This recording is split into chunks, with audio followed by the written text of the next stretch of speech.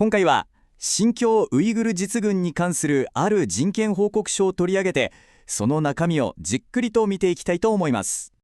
この報告書の土台になっているのが53人への聞き取り調査なんですね。中には収容所の直接の被害を受けた方やそのご家族も含まれています。じゃあ、その証言から一体何が見えてきたんでしょうか。この問いを軸にしながら報告書が示す証拠を一つ一つ見ていくことにしましょう。まず報告書自体がどんなものかを見て、次に何が分かったのか、そして公式見解との違いは、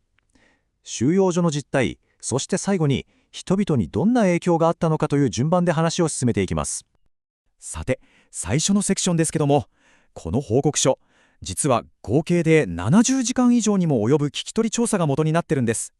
その目的は、証言してくれた方々の声を通して現地の状況を詳しく描き出すことにあります。証言してくれた方々は世界12カ国に散らばっていて、その多くがウイグル族の方々です。中には収容所を直接経験した方もいれば、多くのご家族も含まれています。このデータが示しているのは、つまり証言が特定の地域に偏ってないってことなんですよね。これが報告書の信憑性を高めている一つのポイントだと思います。じゃあこの調査で一体何が見えてきたのか。報告書が一番言いたいこと、その中心にある主張は、民族的・宗教的なマイノリティを狙ったものすごく広範囲な抑圧システムが存在するということです。報告書によると、この状況ってある日突然始まったわけじゃないんですね。まず2001年の911がきっかけで、ウイグル問題が世界的な対テロ戦争と結びつけられる。で、2014年にはまだ小規模ですけど再教育が始まって、そして2016年、ここから一気に大量拘束が始まって、2018年には衛星画像でもう隠しきれないほどの巨大な収容所ネットワークがあることが確認されたと、こんな風に段階的にエスカレートしていったと指摘されてるんです。この政策を理解する上で、報告書は2つのキーワードを挙げています。それが安全保障化と中国化。まず安全保障化っていうのは、ある文化的な慣習を国の安全に対する脅威だとみなすことで、もう一つの中国化っていうのは、その人たち独自の文化とかアイデンティティを消し去って無理やり同化させようとする政策のことですね。じゃあ具体的に何が脅威だって言われたのか。これ報告書が挙げてる例を見ると本当に驚くんですけど、例えば学校でウイグル語を話すこと、ラマダンの時に断食すること、ひげを伸ばしたり家にコーランを置いたり、もっと言うと WhatsApp みたいな普通のアプリを使うことまで。つまり今までごく当たり前だった日常の行為が、ある日突然犯罪みたいに扱われるようになったということなんです。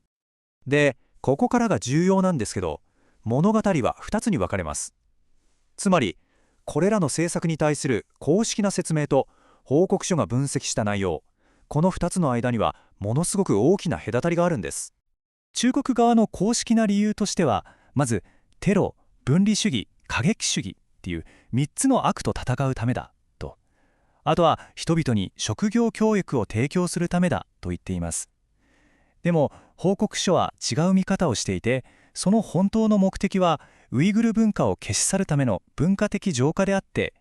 巨大経済圏構想一帯一路みたいな国家プロジェクトのためにこの地域を安定させたいという思惑があるんじゃないかと分析してるんですね。さて、ここからはさらに踏み込んで、収容所システムの内側がどうなっていたのか、証言者たちが語ったその生活の実態を見ていきましょう。報告書はこの複雑なシステムを大きく5つの施設に分けて説明しています。一時的な監視センター、強制収容所、強制労働センター、それから子どもたちのための収容所、そして刑務所、この5つですね。報告書には自白を引き出すための組織的な拷問についてもかなり詳しく書かれています。特にタイガーチェアっていう被害者の手足を完全に固定してしまう椅子が頻繁に使われていたそうです。実際に収容所を生き延びたオメルベク・アリさんという方がこう証言しています。彼らは罪を認めさせようと私をひどく拷問した。だが私は言った。殺したければ殺せばいい。だが私は決して認めないと。証言によると、収容所の中の環境は本当に過酷だったようです。例えば、たった18平米、およそ11畳ほどの部屋に25人が詰め込まれる。食事は蒸しパンとキャベツの汁だけ。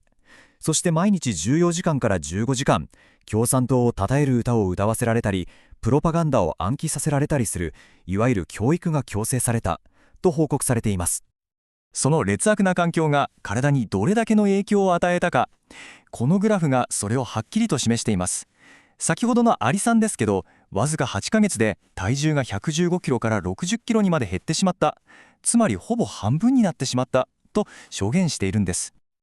そしてこれが最後のセクションになります。ここで焦点を当てるのは人々が受けた被害そのものです。個人、そして家族の人生にいかに深刻で長く続く影響が残されたのか見ていきましょう。じゃあ、そもそもなぜ人々は収容されることになったのか。報告書に書かれている理由を見ると、正直にわかには信じがたいものばかりです。例えば、トルコに旅行した、それだけで懲役19年。ドイツにいる親戚に連絡を取ったら懲役11年。トルコ行きの航空券を売っただけでテロリストを助けたとされ、右腕に腕時計をしていたら過激主義の印とみなされたと、そんなケースもあったとされています。そして、おそらく最も胸が痛むのが、家族が引き裂かれた話です。報告書は、親が拘束されて、何十万人もの子供たちが引き離されたと記録しています。その子供たちは、国が運営する子供向けの収容所に送られて、中国化のための教育を施されているということです。では、ウイグル社会を支えてきた知識人や芸術家、コミュニティのリーダーたちは一体どうなってしまったんでしょうか。報告書はイリハム・トフティ氏のような象徴的な人物にも光を当てています。彼は非常に尊敬されていたウイグル人の経済学者で、一貫して話し合いによる解決を訴えていた人物です。ですが、彼に下された判決は終身刑でした。最後に、彼が逮捕される直前に残したある言葉で、この解説を締めたいと思います。私の民よ、私が獄中で自殺したなどと信じないでほしい。私は自殺などしない。